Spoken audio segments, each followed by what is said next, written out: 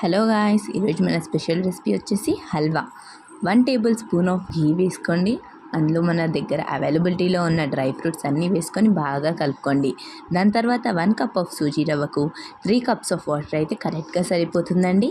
దాని తర్వాత మన సూజీ రవ్వ మంచి గోల్డెన్ బ్రౌన్ కలర్తో మంచి స్మెల్ వచ్చినప్పుడు 2 యాలకులను వేసుకొని బాగా కలుపుకోండి. దాని తర్వాత హీట్ చేసిన వాటర్ని కొంచెం కొంచెంగా వేసుకుంటూ ఎటువంటి ఉండలు లేకుండా కలుపుకోండి. వీడియో క్లిప్లో చూపిస్తున్న విధంగా మంచిగా కలుపుకోండి. చూసారు కదండి హల్వా ఎంత బాగా కుక్ అయిందో. 5 మినిట్స్ మూత పెట్టి తీస్తే దాని తర్వాత కొంచెం ఉప్పు వేసుకోండి. టేస్ట్ చాలా బాగుంటుంది.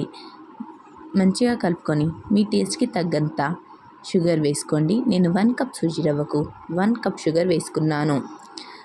కన్సిస్టెన్సీ కొంచెం లూజ్ అవ్వడం చూసారు కదండి హల్వా కన్సిస్టెన్సీ ఎలా వచ్చిందో.